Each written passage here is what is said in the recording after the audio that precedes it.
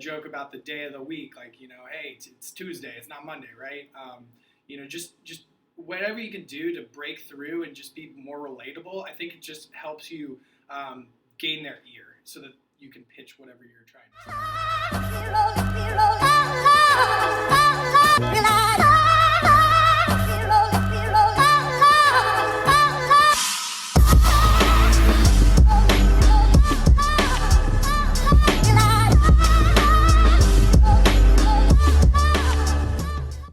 Hey everybody, this is Morgan J. Ingram here, host of the SDR Chronicles, bringing you sales development knowledge, sales practitioner knowledge, and sales leadership knowledge. And so today I have a fellow friend and fellow colleague, Riley Rogers, who is an SDR here at Terminus. And today what we're going to talk about is unique ways to build rapport on a cold call. And so without any further ado, I'm going to let Riley introduce himself a little bit further before we go on the topic of the day.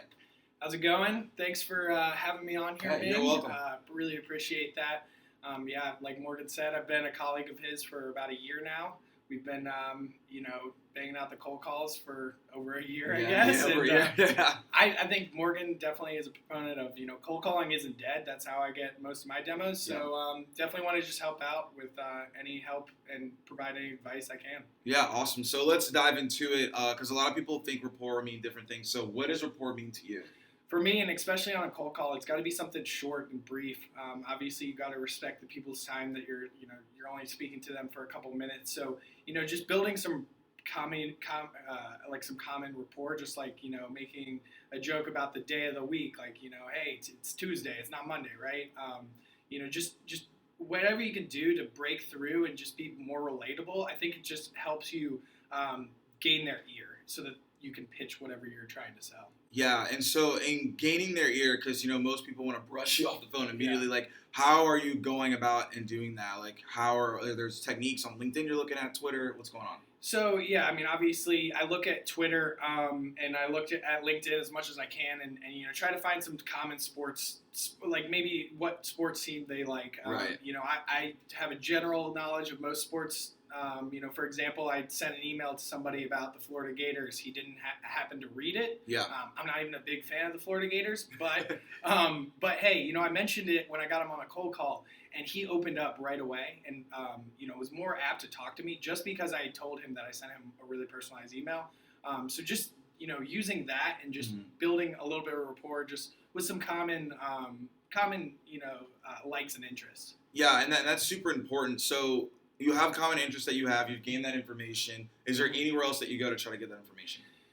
I'd stay off Facebook. That's pretty personal. I think, just staying on Twitter and LinkedIn, seeing if they're mentioned in any link or any articles that they may be reaching out to. I'm going to plug Nudge here because they have a Nudge. Shout out to Nudge. I'm a big fan of Nudge. They're a Terminus customer too, so shout out to them for that.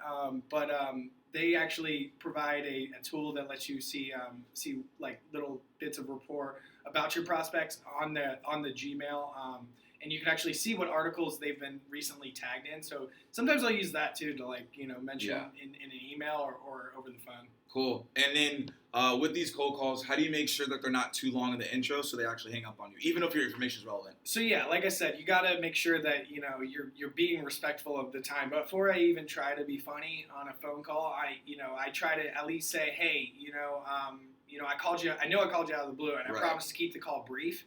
And at least let them get a second to say something back and judge on their tone whether they're, yes, they do have time or no, they're just brushing you off. For sure. Because otherwise you're wasting your time and you're going to waste a good joke, I guess. Yes. So jokes, they can either go really good or really bad. So let's start off with the bad and let's go up in a good direction. So bad time where you were like, all right, this is not good. I can't think of a specific terrible time, but definitely, as your mom and dad would tell you, definitely don't discuss religion or politics over the phone. It's just that's a good way to get hung up on pretty quickly.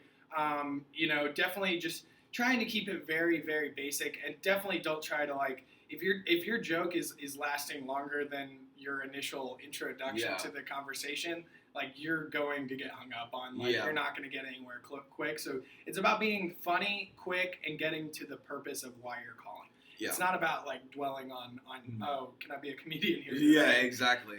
I mean, yeah, that's the biggest thing. I think there's been a multitude of times where I'll try to say a joke and then like it's just like silence and they're like, okay, so about Terminus, and I'm like, okay, that was not funny to them, and like I thought it was gonna be hilarious. So I mean, it's like a hit or miss. It's not, and then it's not gonna be 100% every single time. Exactly, and I mean, that's a big thing. you got to take a chance, right? I mean, Yeah. like, sometimes people, you'll say something that you may think is the funniest thing in the world, and you might even have your colleagues laughing at you, like around your cubes or whatever, however your desk is set up.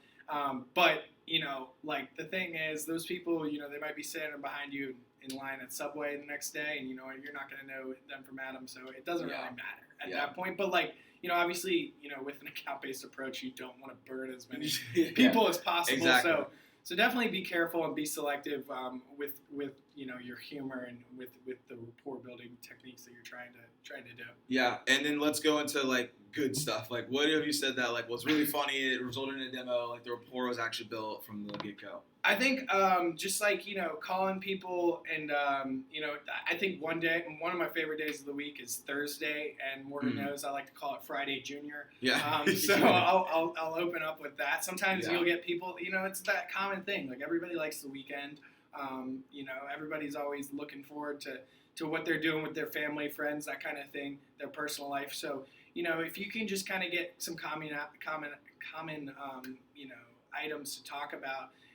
Whether that be like sports or whatever, but you definitely don't want to get down a rabbit hole by any means. You do not want to go down a rabbit hole. Yeah, for sure. And kind of when you're having those conversations, how do you prevent for them to go too friendly, right? Because like there are cases where like you build so much rapport that you're on the phone for 10 minutes and you actually don't get to like where you're trying to go. So how do you prevent that? How do you keep it concise? So especially when you're really build a good rapport with someone, they're going to start asking you more questions on, definitely more about your product and whether you're a year into your role, whether you're a month into your role, you might not be equipped to handle those questions. So, making sure wherever you are in your role, you need to make sure that you're, not saying something that you wouldn't want to say or something that would screw up your AE, because you definitely want to cultivate that relationship. So just making sure that like you're not saying too much, you're not get too friendly with someone, because yes, you can be that is kind of cool, but I mean it's not always the best thing. And another thing is like you can also use that rapport and jump on the call with the AE and continue that then, and that's more appropriate, I think, than just trying to stay on the phone for 15 minutes when you could probably get 2 demos with it. Exactly, yeah, for sure. And have you built enough rapport with someone to where on the first call they really appreciated that when you hand it off to the account executive? Yeah, I mean, I think I definitely know that there have been people on our team, like Steven, for example, who's a great new guy on our team. He's actually seen some great success with people actually just referencing him on the team, on the call, and saying that's the only reason they took the call, is because he was just so, nice and like, was able to build some rapport with them. Right. I think like it does help. And a lot of the times it's kind of awkward passing that call off, because they don't know if you're pitching it towards like I'm going to take the call or if the AE is going to take the call. So it's always good to like try to I like to jump on my calls and learn as much as I can, and try to continue that relationship and help the AE wherever I can. For sure, definitely. And has any conversations, because you built rapport, lead into you getting connected with someone else in the future? Yeah, no, I mean, like I said, that guy I mentioned, the Florida guy, he wasn't the right guy. He actually left the company, and he didn't just say, "Hey, Riley, I left the company. Like, I gotta go." Like, I talked to him. I literally talked to him for probably 5 minutes. He said, "This is the person you need to speak to." I don't know if they're gonna be going after account-based marketing, but here's her email address. Here's everything. And he was like. And I asked him, are you looking for your next opportunity? Have you found your next opportunity? Because you never know, you might be at the next opportunity, which could lead to another opportunity. Right. So it's always about networking, and if you could be nice and friendly and just relatable and genuine, like I think being genuine is huge, and people will respect that, and they'll help you with that. So I think that guy really I was happy about that. That was a recent one, so. Yeah, that's awesome. And I know you were talking about like the techniques and the tactics kind of how to build that rapport, but let's just talk about the cold calling itself. Like, why are people, cold calling? Why are they stopping? And I was a big proponent when I was in a SEO. Yeah. I love the phone, so that's just me though. No, I know, and I mean, obviously learned a lot from you. Yeah. So I would say I think cold calling is great, and like, I mean, it's a skill that you're gonna have to have if you want to become a sales executive. Like, let's face it, you're gonna be on the phone. Right. You're not gonna be emailing these people demos and saying, hey, like, do you want to sign the contract? That's not how it works. So, I mean, I think that it's harder to get these people on the phone. You have less at bats. Yeah. But you can use video. I think video is a great way to kind of get people's attention, but they're not always going to watch that video right then. They might say, hey, Riley or Morgan sent me a sweet video. I'm going to check it out later, and later may never happen. Yeah. But if you call them and you say, hey, this is Riley, and they're saying, oh, you're the guy that called me, or you're the guy that sent me a video, right. That's a much more personalized approach, and people are going to like respect you for that. And like, even if they may not have converted on the video, that cold call is going to convert them more than likely. Yeah, no, I think it's super important to call on top of the stuff you're doing. So can you talk about a little bit more about, obviously with Cadence and Sales Off Cadence that has alerts and insights. How are you leveraging that information, that data to convert into demos? So obviously Sales Off's a great tool, and you can see when people are actually opening and clicking and engaging with your email, and so when somebody might be a more apt to be called at that time. So like if someone's opening your email 3-4 times like out of the blue, you might want to pick up the phone and call them, and they might be at their desk literally looking at that, and it might be a little bit creepy, but we're living in 2017 after all. Yeah. I mean, the technology's there. Yeah, it's hey, it's like, if they have a need and they're trying to look at your product, like, why not call them, right? Yeah. Like, I mean, it's what's the worst thing they're gonna say is no. For sure, yeah. Then call back next week, I guess. Yeah. So yeah, we're talking about picking up the phone. So like, let's go into like, if you were afraid to pick up the phone right now, like Riley, what are you telling these people? Like, what do they need to hear? Oh God, I was afraid to pick up the phone. I mean, I've been cold calling for a couple of years now, but like, I definitely was nervous to pick up the phone fresh out of college. Like, it was definitely not my favorite thing to do, and like, you just gotta learn like that. It's like someone made, like I said before, if they're standing in line behind you at Subway, they're not going to know who you are. Like, you got to be, someone tells you or bulldozes you, as we like to say, like, and hangs up on you, then make that next call. Like, it's all right. Like, you're going to have, a couple bad calls, and I think really having that confidence and like knowing that like, no matter what anybody says to me on the phone, it's not going to shake me. It's not going to throw me off my game. Like, that's where you want to be. Yeah. And so if you're more confident, I think the more you can build up that confidence, and the more times you can fail very fast, you can definitely just learn from those failures, of course, and not do that same thing the next time. Yeah. Hopefully. And then the transition to the next question is, how do you start asking those first rapport questions?